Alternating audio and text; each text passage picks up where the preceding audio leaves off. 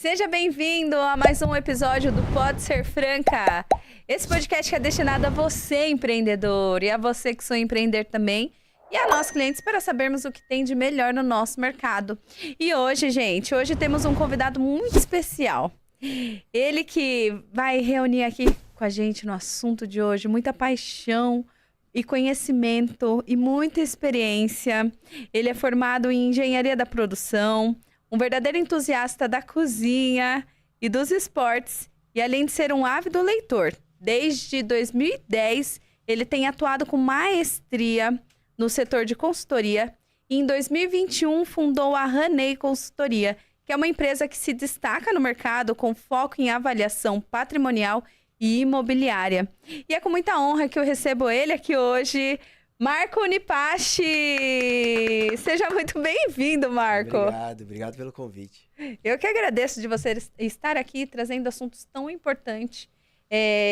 Quando eu te vi no Instagram, né, eu falei assim, nossa, eu vi muito de esporte. Vi que você é um entusiasta da cozinha, né, um ávido leitor. Sim. Mas o que eu mais vi lá era esporte. E eu achei que você estivesse engajado no ramo de esporte, vendendo monitoria, mentorias, né? Foi essa impressão que eu tive. E conversando com você, eu vi que você é engenheiro. Conta um pouquinho pra gente, como você uniu essas duas coisas. Boa tarde, pessoal. Bom dia, boa tarde, boa noite, né? Na verdade foi assim, né? Meu pai é técnico, né? Formado. E eu peguei esse ramo, nessa parte de exatas do mundo nipônico também, e eu comecei a estudar, né? Então eu estudei técnica eletrônica, depois engenharia de produção, e aí comecei a atuar nesse ramo, né? Mas desde sempre, desde a época da escola, eu gostei de esporte, né? Então jogava bola, aí depois eu migrei para corrida, academia, e desde sempre isso foi me ajudando. Só que a partir do momento que você sai do mundo de estudos e começa a migrar um pouco para o mundo de trabalhar, estudar e tudo mais, você tem que ter o corpo que aguente todo esse processo, né? Então, não era intencional isso, mas como eu sempre gostava, me ajudava. E aí, depois de mais velho, entrando no mundo corporativo, eu via que era importante, então eu trabalhava 10, 12 horas por dia, mas chegava no último horário da academia, eu ia, treinava, que me ajudava a relaxar, e aí eu ia pro trabalho, né? Então, acho que é um pilar que desde sempre faz parte da minha vida. Sim, e muitos comerciantes que talvez estejam aqui nos assistindo, vêm tomado a consciência da importância do esporte, tanto para disciplina no trabalho, né, quanto para aguentar o tranco mesmo do trabalho. Sim, isso eu acho legal de comentar, porque o esporte, né, dependendo do que você quer fazer, do que você quer alcançar, você precisa de uma certa rotina, né? Não adianta você fazer um volume muito intenso, 1, 2 dias, e depois o restante da semana não fazer. Se você fizer constantemente todo dia, você tem um resultado, né? E aí quando você atrela isso pro seu dia a dia de estudo ou trabalho, funciona, né? Então se funciona pro esporte, funciona pro restante. Então isso é bem interessante. E olhando assim para você, que é japonês, você nasceu no Japão? Não, na verdade eu tenho meus avós, que são em japonês é de Chan e Bachan, né? Vieram do Japão. Meu pai é japonês e a minha mãe é brasileira, mas a árvore genealógica é japonesa, né? E aí uma curiosidade todo mundo fala, pô, o asiático, né? O japonês ele é mais quietinho e tal. E eu falo, pô, é verdade. E aí em fevereiro eu fui pro Japão. Tirei férias pra entender um pouco, né? Sobre a cultura. Primeira vez que você foi? Não, eu já fui mais vezes, né? Mas legal. dessa vez eu fui de passeio.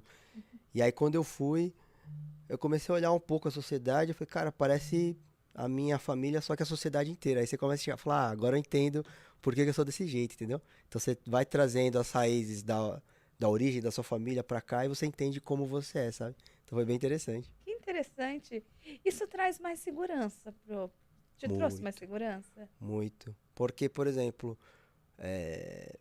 o Brasil é uma mistura muito interessante, né? Então você consegue ter o, o mundo inteiro em São Paulo, onde a gente está, por exemplo, né? É verdade. Mas em muitas situações você não se encaixa. Então, por exemplo, a malemolência, aquela questão de interação muito rápida, Do sabe? jeitinho brasileiro. O jeitinho brasileiro. Aí A gambiarra que só existe aqui no Brasil. Aí você olha e fala, cara, eu não, né, fico meio perdido. E aí quando você vai visitar o restaurante, você fala, puta, agora eu entendi minha origem, sabe? Só que daí eu entendo que eu tenho aquilo que é de início e o que eu aprendi aqui. Aí você começa a entender melhor você mesmo e aí você funciona melhor, né? Quando você entende como você funciona, tudo que você faz melhora bastante. Muito bom. E os japoneses têm esse hábito de fazer exercício físico, de Tem. cuidar da saúde. Você acredita que você trouxe isso das suas raízes? Não tinha pensado, mas foi. É. Tem um negócio do Japão chamado Taiso. Então, qual que é a ideia? Independente se você é do escritório, se você é da indústria, onde você for trabalhar, todo início de trabalho do Japão, você faz alongamento. Então, você faz 5 minutos de alongamento do, do estagiário ao dono da empresa. Todos fazem o mesmo exercício. É 5 minutinhos. Aí começa a trabalhar. Que interessante. Aqui eu já vi, quando eu fui visitar a Natura, a gente passou por um corredor que dava para ver a operação assim, e eles estavam fazendo o exercício. Eu acho que era a ginástica laboral que a gente fala aqui, né? Sim. Então, a Natura é brasileira, né? Mas provavelmente ele pegou isso, algum insight também das indústrias japonesas. Mas funciona, porque é, quando eu tinha 18 anos, 17 para 18, né? Naquela época, antes dos anos 2000, eu não sabia o que eu queria fazer, né? E aí meu pai deu a ideia, pô, vai pro Japão. Eu falei, pô, como assim pro Japão, né? O descendente pode trabalhar no Japão. Então eu peguei, antes de fazer cursinho, eu peguei 4, 5 meses, juntei uns amigos pra ele, falei, cara, vamos pro Japão? Aí o pessoal, você tá maluco? Aí eu mostrei as fotos, ele, na época não tinha internet, né? Uhum. Olhei as fotos, aí falou, pô, interessante. E aí a gente começou a correr atrás, tirou visto e tudo mais, e a gente foi pra lá trabalhar. Quanto tempo você ficou lá? Eu fui 3 vezes, né? Eu fui em 2002, se eu não me engano, 2001, 2002, aí eu tinha 18, né? Aí eu fiquei esses 4 meses, aí depois eu fui em 2005, eu fiquei mais 5 meses, e aí depois agora em 2024, né, eu fiquei um mês lá. E o que você viu lá, na empresa de lá, na indústria de lá, que você conseguiu trazer e implantar na sua empresa hoje? É, eu sei que a gente estuda muitas tecnologias de lá para implantar em treinamento de boas práticas, né? 5S. A gente fala muito de, hoje aqui, é moda, né? Nos treinamentos falar de Ikigai. Sim, o Ikigai é bem, bem na moda, mas assim, eu acho que o que a gente trouxe, assim, né, pra empresa foi a questão de disciplina. Uhum. O pessoal que trabalha comigo sabe como eu sou. Eu não sou uma pessoa da bronca, mas eu sou uma pessoa que repete. Repete a questão, né? Então eu sempre falo, uma, duas, na terceira eu falo, cara, muda de função aqui, né? Então a gente tem muita questão de disciplina e rotina. Uhum. Então, um tema que a gente fala de, pô, tem que estudar, tem que ler e tal.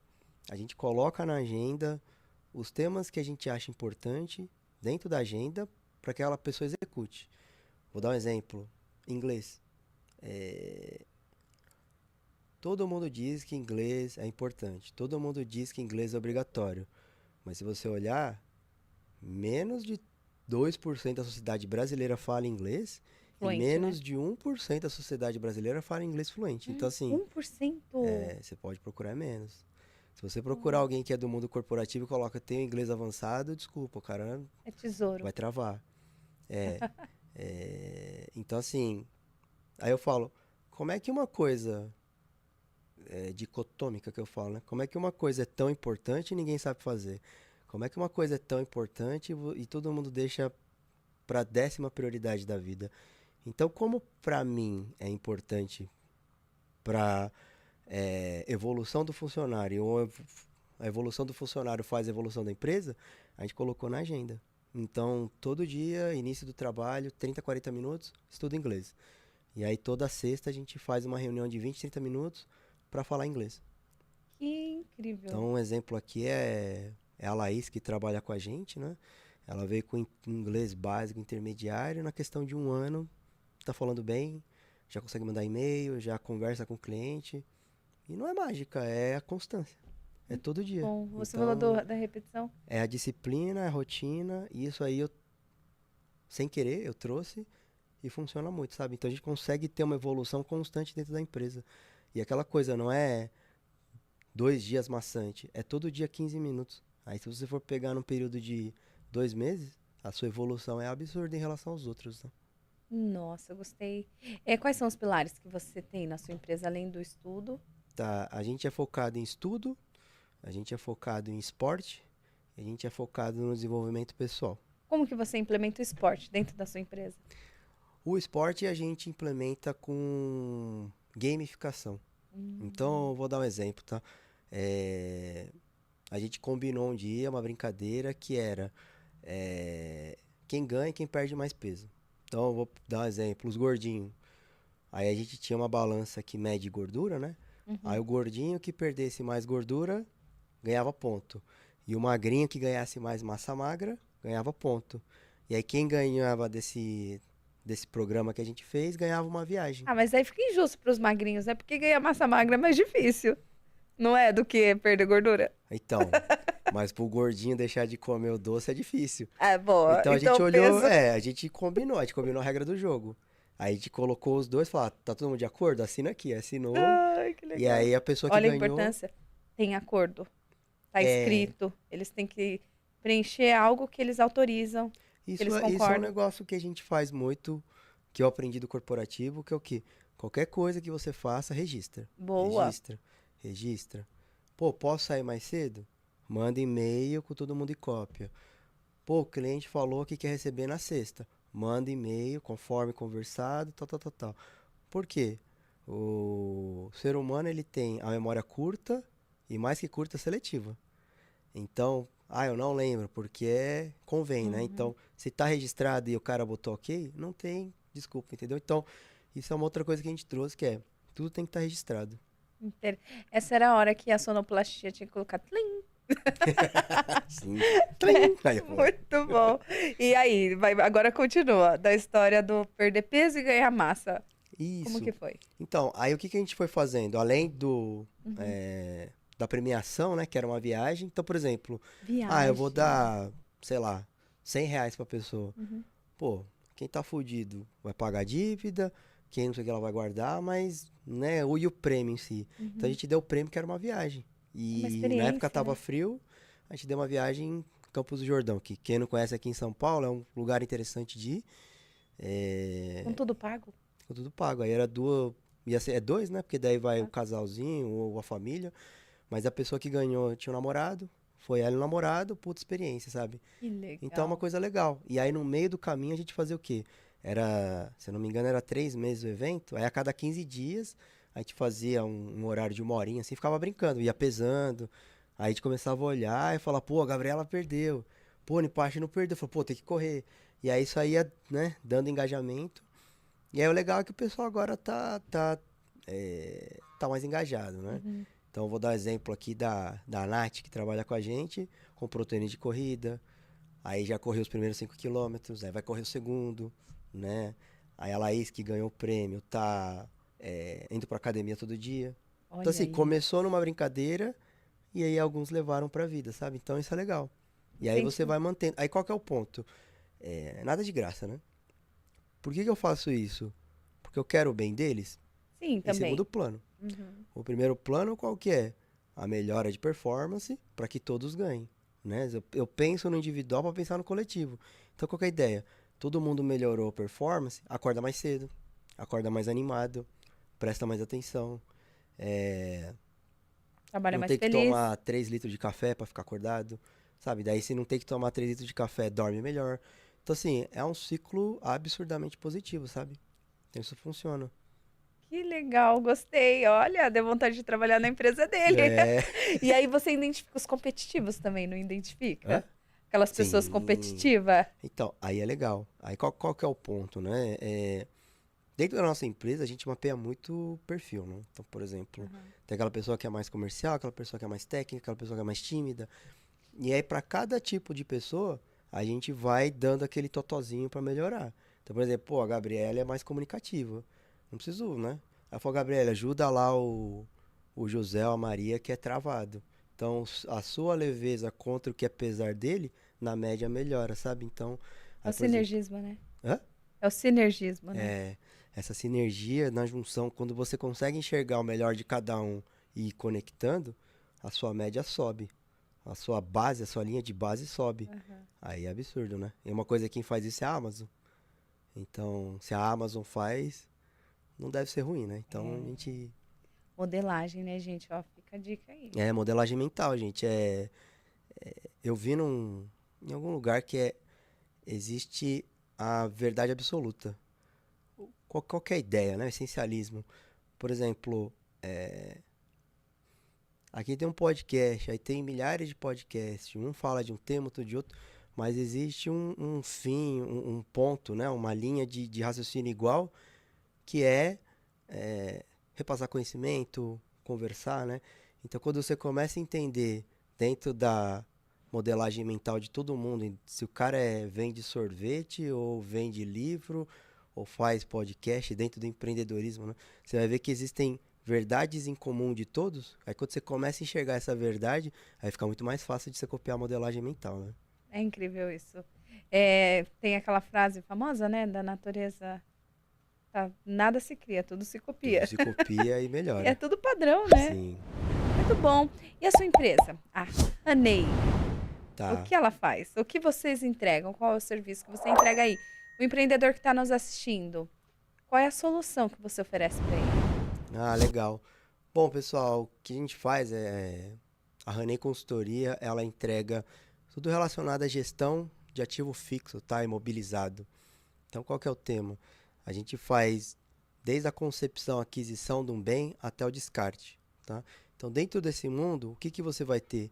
O que que é um ativo fixo? O que que é um imobilizado? É tudo que você tem contato, né? Então, tudo que você consegue investir de equipamento, de produto, é um ativo fixo. E a gente faz uma avaliação patrimonial disso. Então, quanto que vale uma casa, quanto que vale um terreno, quanto que vale os móveis, os computadores que existem, né? Para que você faz isso? Vamos pegar aqui no nosso mundo, né?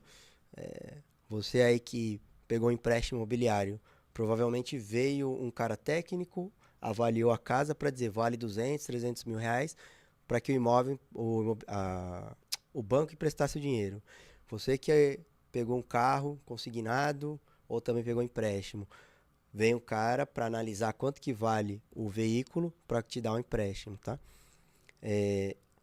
Isso no nosso mundo, né, do dia a dia. Agora vamos levar para a indústria. A indústria, ela precisa pegar empréstimo. Então, vamos dar um exemplo aqui, que a gente estava falando da Natura, né? A Natura vendia perfumes, hoje ela vende creme. Então, ela tem fábricas gigantescas, mas ela precisa de dinheiro. Aí você fala, pô, mas ela é rica, mas para você construir uma fábrica, você tem que pagar 50, 100 milhões. Onde que ela vai pegar empréstimo? No mercado.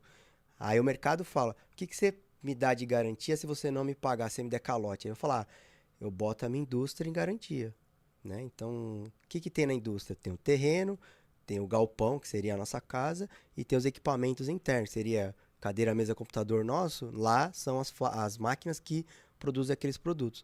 Tudo aquilo tem um valor. A gente avalia isso e chega no valor de mercado. Tá? Então, serve para empréstimo, para auditoria contábil, para você conseguir conversar com sócios. Né? Então, até estava conversando com a Gabriele aqui.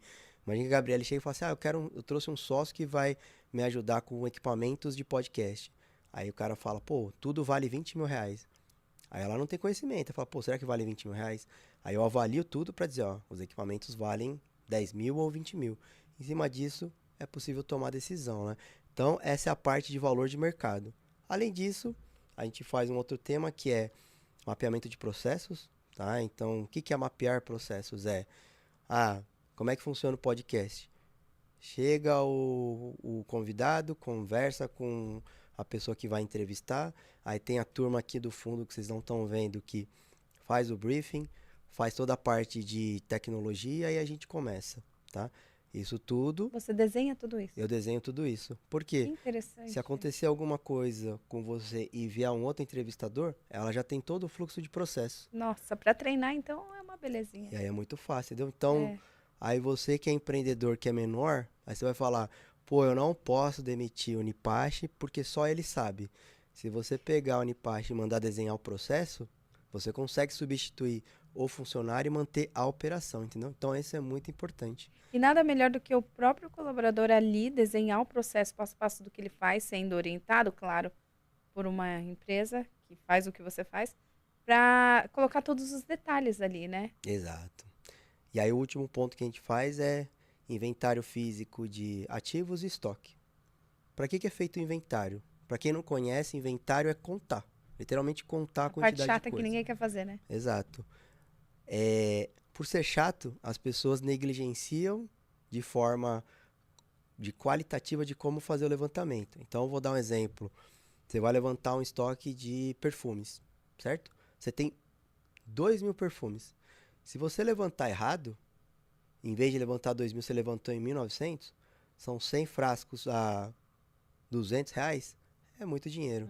Então a gente tem toda essa diligência, né? Esse cuidado de fazer isso. Um outro ponto é inventário de equipamento. Então, vou inventariar 2 máquinas. Imagina você numa faculdade, que a gente já fez. Vou inventariar 20.000 cadeiras e mesas. Se você erra isso. Então a gente enxerga essa importância, tá? E o que a gente faz aqui também para as empresas grandes são... Toda empresa grande tem que ter um auditor contábil, tá?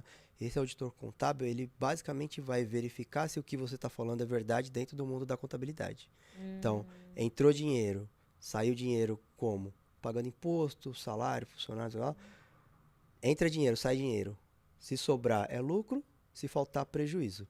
E isso é o do auditor. Só que existem especialidades, que é o quê? O que eu faço. Então uma empresa fala, pô, mas eu tenho um terreno contabilizado a 10.000, mas ele vale 1 milhão. Aí o contador, ele faz o quê? Ele contrata um especialista para analisar isso, que é onde a gente entra, entendeu? Então tudo isso aí vai fazendo com que a gente consiga enxergar o real valor da empresa como um todo, tá? Então é um complemento de tudo isso. Então, toda essa gama de informação que eu comentei, a gente consegue trabalhar e executar. E um ponto legal é que eu já tenho pelo menos 11 anos de experiência em mundo corporativo, né, que é considerado Big Four. Então, comecei minha carreira na Ernst Young, depois eu fui para a KPMG e aí depois eu abri empresa. Então, eu tive 11 anos de aprendizado no mundo corporativo, desde entrega até conversa com o cliente para poder começar a empreender. Então, eu tive um momento de aprendizado anterior, né?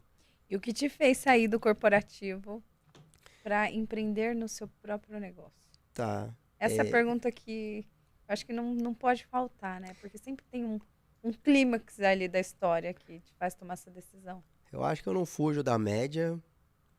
É problema. Conflitos de valores, mundo. tudo. Então, assim, meu pai sempre quis empreender, mas ele sempre teve um perfil de funcionário. Então, eu gosto de dizer pra turma, né? Empreender é bonito? É glamouroso? Da porta pra fora, da porta pra dentro dá mais trabalho. E existem pessoas que sabem trabalhar sozinhas e existem pessoas que sabem receber ordem. Você tem que enxergar esse seu perfil antes de tentar alguma coisa, né? Então, por que eu falo isso? Eu tentei, antes da Ranê, eu tentei 5 vezes empreender. 5 vezes? 5, 4. Com o quê? Então, eu tava eu fui casado, né? E os pais da minha ex-mulher tinham uma loja de aquários. E eu comecei a fazer a gestão da loja. Porque meus ex-cunhados eram bons de mexer em coisas de aquário, de peixe, né? E essa parte de gestão do negócio eu não tinha muito. Aí eu comecei a fazer. Em um dado momento eles queriam vender, eu pensei em comprar, mas aí acabou não dando certo. Então foi a primeira vez que eu tive contato com o que é dinheiro, o que é variável. Falei, isso é interessante. Segundo momento, eu já estava divorciado, estava num cargo já de senioridade, né, dentro do mundo corporativo. Eu resolvi comprar uma franquia. Dentro dessa franquia, eu paguei royalties, fiz os cursos de franqueado, aluguei o espaço, fiz o enxoval. Na hora de lançar, virou na barriga. Eu tenho um bom salário e eu tenho esse risco. Não tinha maturidade. Minha sorte, alguém quis comprar. Então eu perdi o dinheiro do custo da franquia, mas todo o enxoval foi pago. Então, né, eu perdi uma grana, mas eu aprendi. Então, segunda Você vez. não colocou o pé, né? Você preparou todo o cenário. Terceira vez, eu tava na Ernest, e aí teve a KPMG que eu comentei. Nesse meio caminho, eu tinha uma namorada que ela era influenciadora, né? E aí aquela coisa, a pessoa muito criativa, ela não é tão organizada.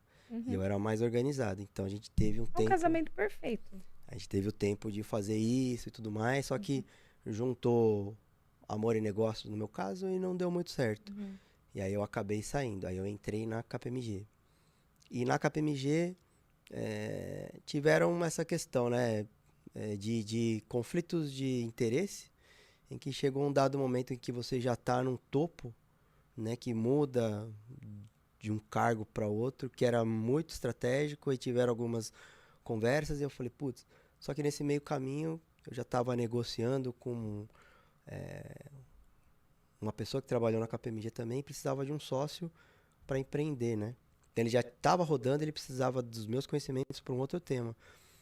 E aí eu pensei, putz, só que olha que interessante, teve a loja de aquários, teve perder dinheiro Com a com a franquia. franquia, depois teve a questão da namorada em que você tem conhecimentos distintos. Eu falei, pô, e essa experiência me fez eu acreditar nisso, mas nesse caminho eu já estava num cargo alto com um salário bom. Sim, você E aí isso sua foi. segurança era maior ainda. E aí o que aconteceu? Tem um amigo meu que é o Eric Sandrini, né? Ele é da Texolúcio e ele já tava há, sei lá, 2 anos. Falou, cara, você conhece o que você faz, você sabe vender, você tem clientes.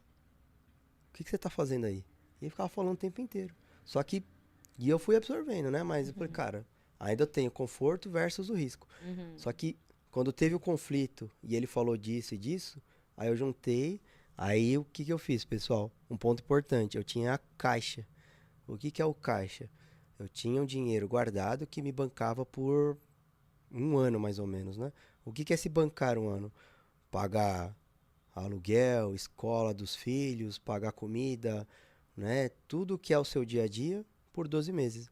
Então tinha esse dinheiro de segurança e aí eu arrisquei, né? E aí quando eu pedi as contas, nossa, cara, foi uma dor de barriga.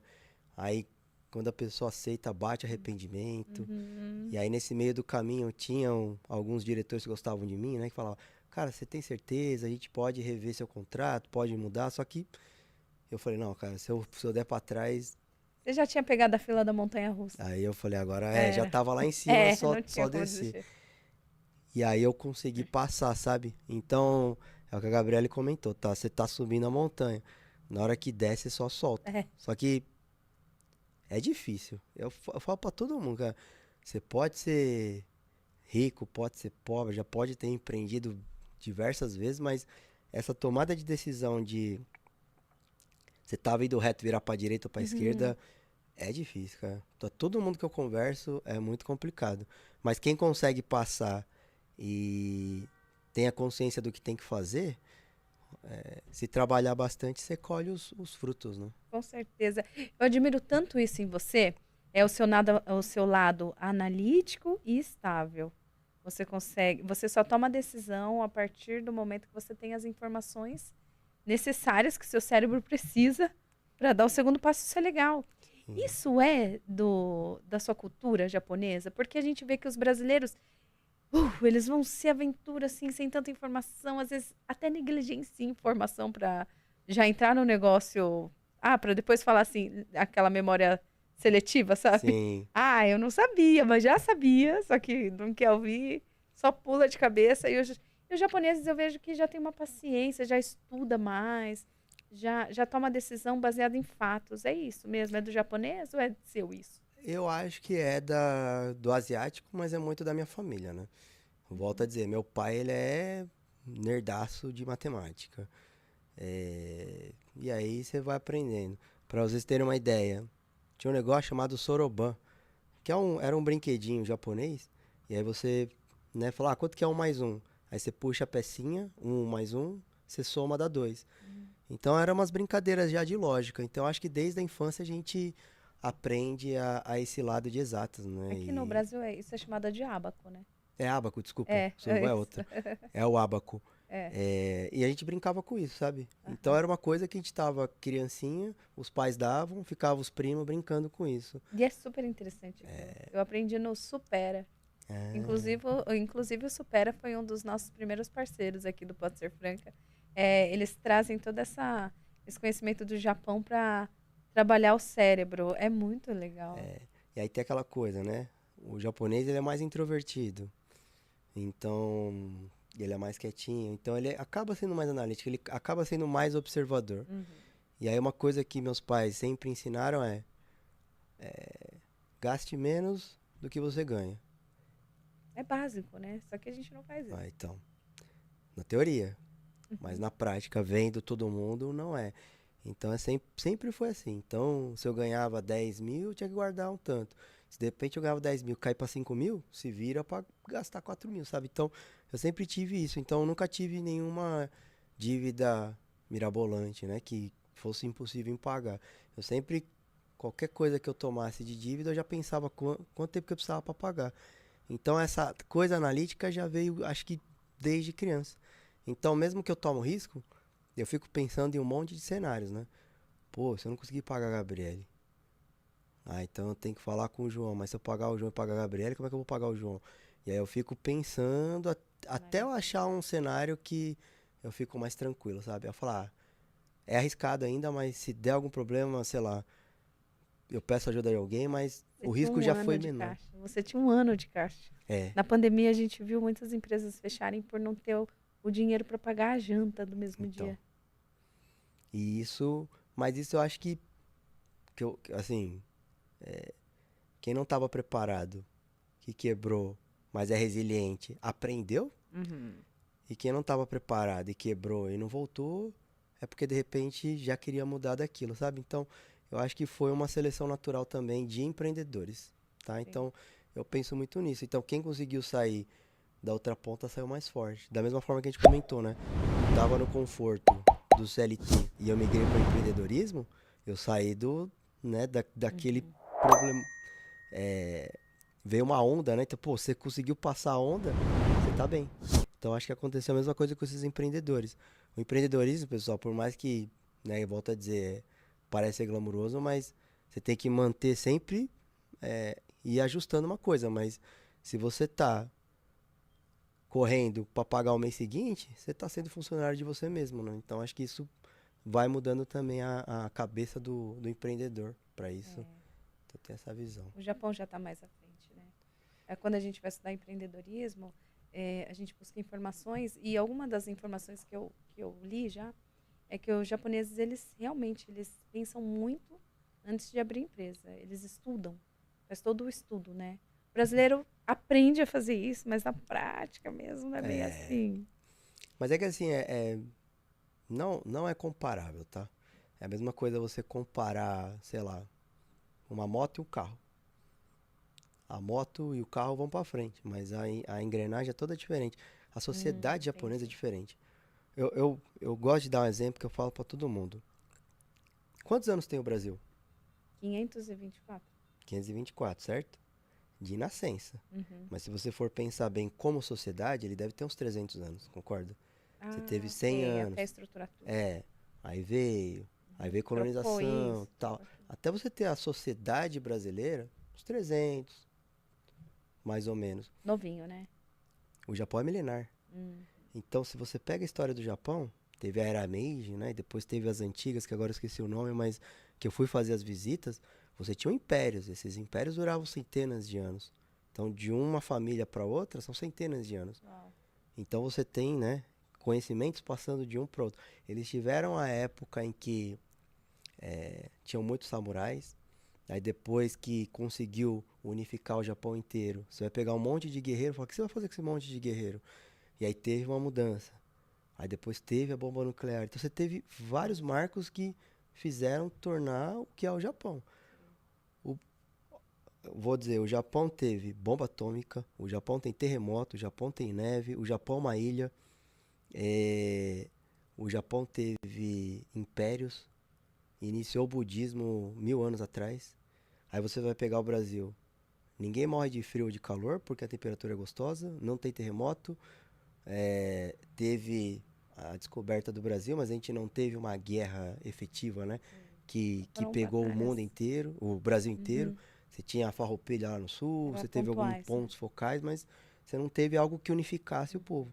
Então, você comparar um com o outro é meio difícil, né? Então, que nem eu falo, o Brasil é um jovem, o Japão já é um ancião. Então, você consegue absorver muito com os cabelos brancos aqui, né? Então, isso ajuda Sim. bastante. Gostei disso, gente. Adorei. Mudou uma concepção aqui que eu tinha. Então, Obrigada, viu? sempre que a pessoa fala, pô, até aqui pra turma, tá? A pessoa fala, mas o Brasil, eu falei, cara, sempre pensa quantos anos a gente tem. A gente é moleque ainda, né? É novo. Daqui, quando a gente já não tiver mais aqui, ou se voltar, né? A depender do que você acredita, mas imagina o Brasil daqui 500 anos. Vai ser uma potência, mas a gente ainda é novinho, né? Tá aprendendo. As previsões estão aqui. Você viu que a NASA fez um estudo aí? O que você acha disso? Eles falaram que o Brasil, daqui 50 anos, talvez não tenha mais vida humana que exista morar aqui, viver aqui por conta das temperaturas extremadas, de calor. Você viu isso? Saiu faz algumas semanas aí. Cara, eu não vi, mas eu acho que o ser humano, ele é adaptável.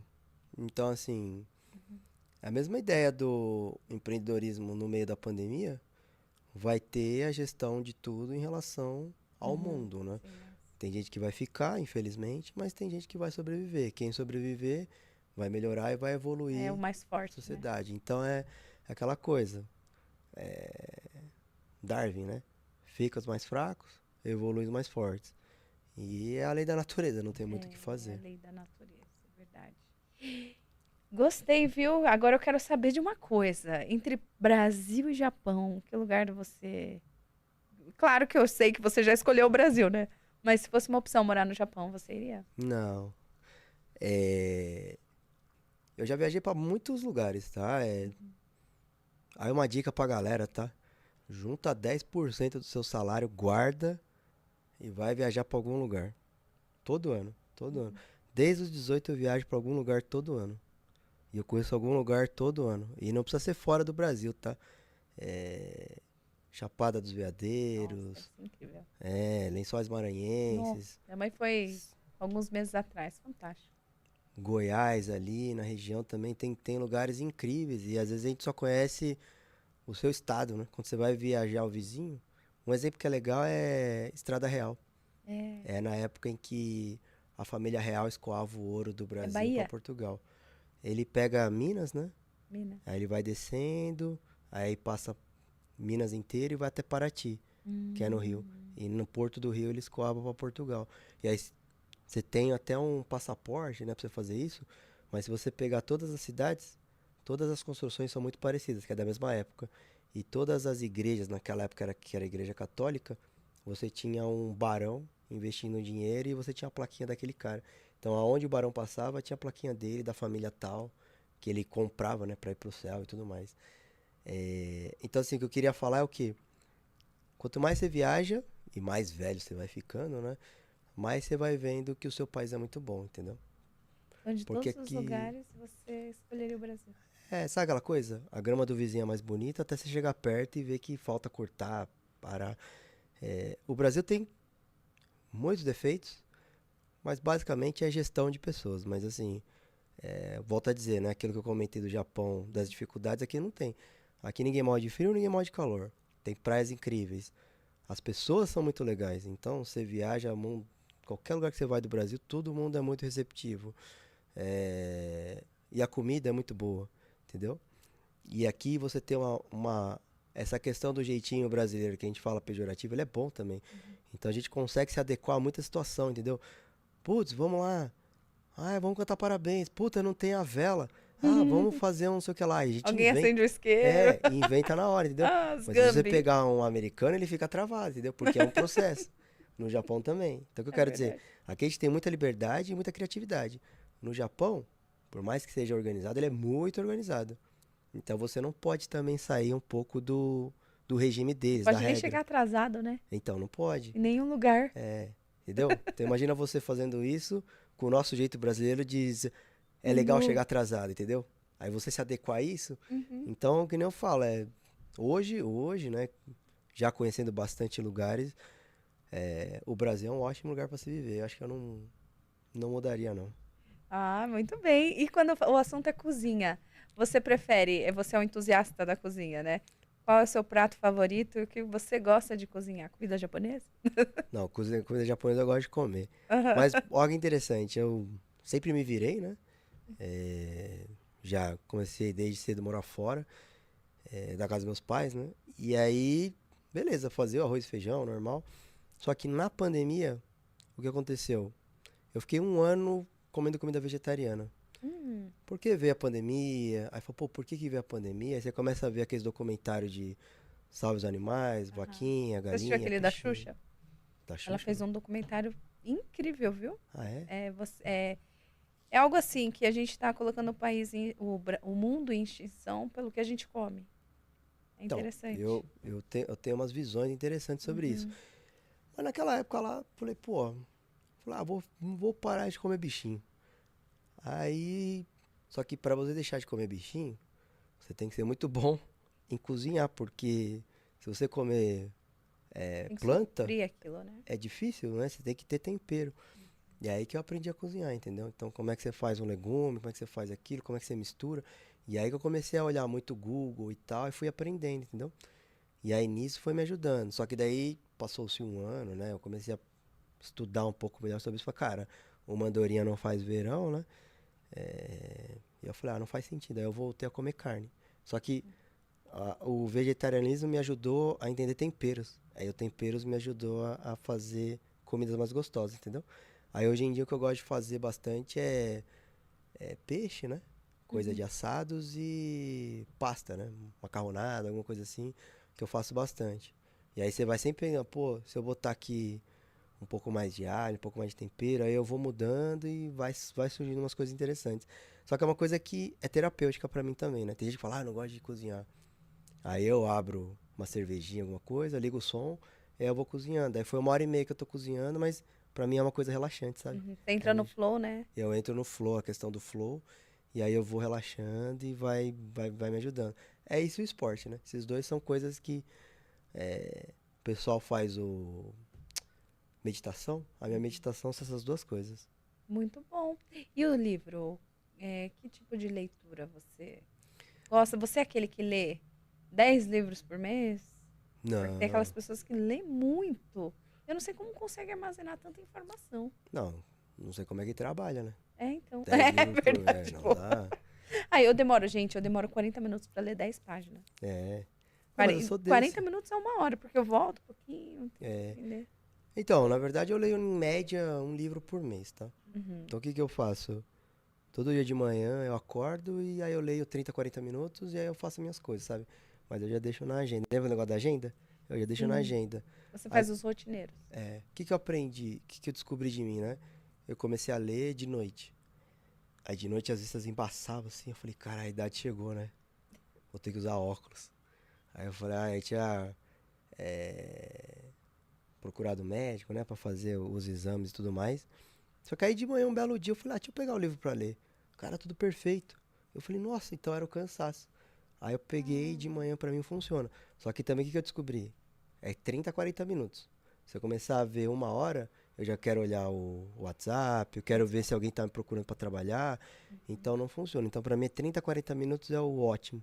Então eu uso esse tempo pra ler, aquele negócio do pouquinho todo dia, e aí eu vou lendo, sabe? E é uma coisa que eu não consigo fazer, que a galera faz, é ler 2 livros ao mesmo tempo. Eu não consigo. Outro negócio que é li metade, largo e pego outro. Também não consigo. Eu tenho que começar e terminar um livro. Então eu peguei um livro muito chato. E aí? Aí eu me esforço pra terminar. E aí Meu eu vou ler o Deus. outro. Agora eu tô lendo um livro que é Mente de Campeão, É. que é um livro que era um ex-tenista esportista lá. E aí ele traz essa mentalidade de rotina, né? De disciplina dentro do mundo do seu dia a dia, assim. É bem Uhum. interessante, cara. Esse livro eu tô comendo, assim, então vai muito rápido, sabe? Mas o que eu gosto de ler, basicamente, é bibliografias Uhum. de alguém interessante, sabe? Então, Tem alguma que você indica aí pra quem tá nos assistindo? de bibliografia, É. bibliografia é Renato Russo é legal, É. o do Bill Gates é bem legal. Que mais que eu vi? Tem O Grande Sonho, que é o pessoal do 3G Capital, que é o do da Ambev. Uhum. Esse livro é bem interessante também. Deixa eu ver que mais. Acho que são esses, né? E aí depois eu gosto de ler coisas sobre comportamentais. Eu leio coisas de gestão, mas muito mais comportamentais. Por quê? Você pode vender sorvete, maquiagem, podcast, Mas no final você faz gestão de pessoas. Então, quanto mais você entende de pessoas, melhor você faz gestão de tudo. Então, imagina eu. Hoje eu consigo interagir bem aqui, né? Mas eu já fui aquele japonês estereotipado, né? Quietão, nerd, boto o fone, vou trabalhar no Excel. Já fui esse cara. Mas eu fui lendo e fui aprimorando. E aí uma coisa que me ajudou muito foi a questão de leitura sobre comportamento humano. E aí um que eu indico para palestras que eu faço para tudo é Como Fazer Amigos e Influenciar Pessoas. Esse livro é de cabeceira, assim, é um livro fácil, é interessante e muda a sua visão de tudo, assim, de tudo, tudo. Você se torna uma pessoa mais interessante e você começa a enxergar melhor as pessoas, sabe? Então, o tato que você tem com as pessoas muda muito, muita coisa, assim. Então, desde palestras que eu dou para a escola, que é molecada de 14 até de gestores que é 50, 40, 50 anos, é o mesmo livro. Você consegue se comunicar com os adolescentes e com os gestores da mesma maneira? Como que é? Esses dias eu fui dar uma palestra para adolescentes, para jovens. Eu acho que foi o meu maior público que deu uma sonecadinha, assim. Eu falei, ai meu Deus, eu tô fazendo alguma coisa de errado. Então, olha que interessante. Isso é geracional, né? Você tem que ser humilde de entender que você não entende o mundo deles. Aí sabe o que eu faço? Falo com meu filho. Então, Eu chego pro meu filho e falo, cara, e se eu falar de Roblox? Não, pai, não sei o que lá. E se eu falar quantos de não anos sei tem o que seu lá? filho? Ele, fala sobre, sei lá, Demon Slayer, que é um anime, por exemplo. Pô, molecada pega. Então, você atrai eles com exemplos que eles conhecem. Eu dou a mesma palestra, a única diferença que eu faço é os exemplos que eu dou, eu tenho que ir pro mundo deles. Aí você pesca. Mas daí você tem que assistir esse Demons. É que eu gosto, entendeu? Ah. Eu Ai, gosto. meu Deus, eu vou ter que procurar alguma coisa. Mas, por É porque a exemplo, minha época não existe mais. Eu lá não. na década de 90 era. Então, aí você tem que ver, tipo assim, pô, o que que a molecada tá vendo no TikTok? Quem são? Aí Sim, você dá gafe, entendeu? Você fala interessante. assim, pô, e vocês ainda gostam de. é, Agora eu não vou saber os nomes aqui, mas Matuê, por exemplo. Eu nem sei quem é esse cara, tá? Aí a pessoa, nossa, esse cara já ultrapassou. Falei, então me fala alguém que vocês gostam. Ah, E vai aí eles vão. puxando. Aí você vai fazendo com que eles interajam contigo. Aí abraço. Que Aí o cara interessante. que é mais animado fala, e você? Quem que você indica pra falar aqui? Fala o cara mais tímido. Ah, pô, aquele moleque lá. Aí o moleque fica travado. Fala, não quer falar, não fala, escolhe outro. Aí no final o pessoal tá circulando e tá falando. Então, eu dei uma palestra pra Itapecerica da Serra. Era um colégio objetivo lá. Então, assim, eu dei palestra pra escola pública e palestra pra escola privada. A escola pública Uhum. presta muito mais atenção que a escola É privada. mesmo. E aí eu peguei e falei, como é que eu vou puxar a atenção desses caras? Então o que que eu peguei? Sempre tem aquele pessoal que te desafia. Só que uma coisa é o adulto te desafiar, outra coisa é um adolescente. E aí o Uhum. que que eu pegava? Eu pegava a maior potência dele e jogava contra ele mesmo, entendeu? Então, por exemplo, É tinha um menino. quase aqueles jogos. É, gente, fugiu o nome agora. Continua, que fugiu o nome. Eu vou dar um exemplo aqui. RPG. É, mas por exemplo, ele pegava e falava assim, mas que eu sou bom, eu sou bom, eu sou bom. Uhum, Aí a gente tá falando de empreendedorismo. uhum. Aí eu falei, tá bom. Quanto você vale? Você vale. Quanto que é a sua taxa horária? Ele, R$ 1.000. Então você tá falando que se você trabalhar 160 horas no mês, você vai ganhar R$ 160.000. Eu falei, é isso. Aí eu falei, por que que você acha que você vale tudo isso? Ele, porque eu sou bom. Mas bom em quê? Aí eu sei fazer o quê? Aí ele começou a ficar meio. Aí eu falei, beleza, agora vamos pensar quanto que você vale. Aí eu cheguei pro outro menino que trabalhava. Quanto você ganha pra fazer o que você faz? Aí ele, eu ganho R$ 1.000. Então eu falei, beleza. Como é que faz o negócio? Tal, tal, tal, tal. Aí eu falei, você que ganha 160 mil, sabe fazer o que ele faz? Ele, não. Então como é que você ganha 160 mil e ele ganha 1.000? Aí ele começou a baixar a bola, entendeu?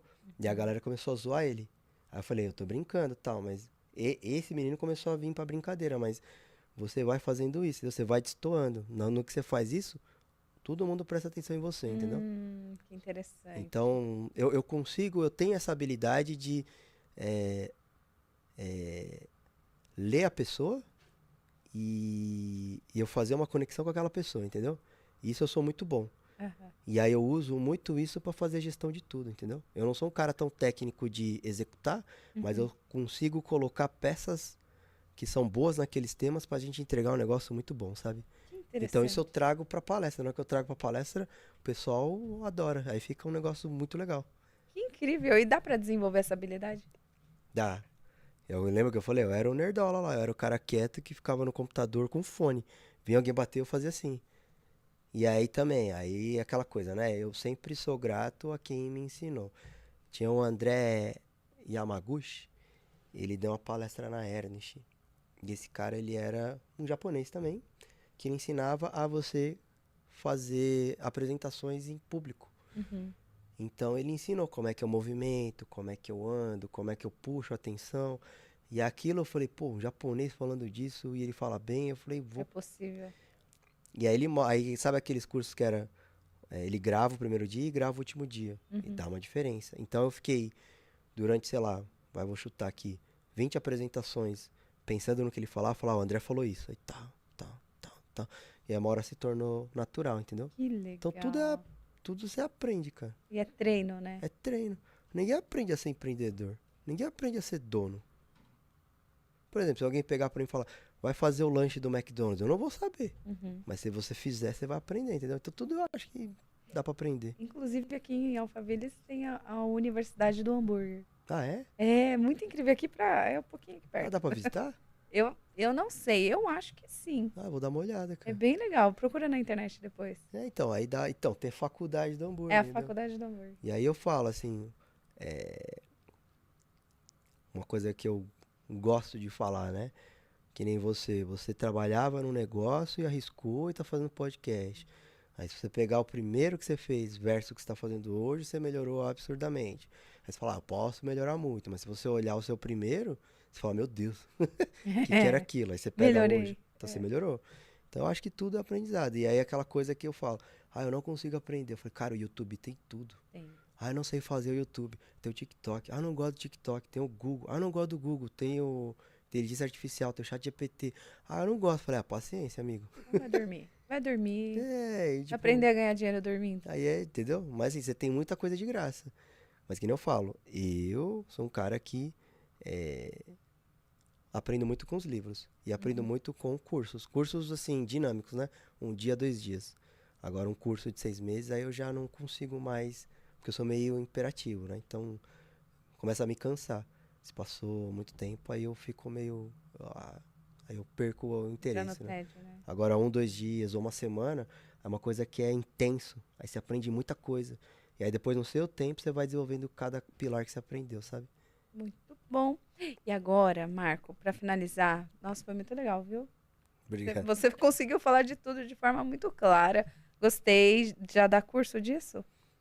De como se Não. comunicar em público, na E se audiência? vocês quiserem, a Aí, gente ó. monta a palestra com a Gabriela aqui. A gente Vamos fala montar um disso, cara. curso. É, muito legal, gostei da ideia.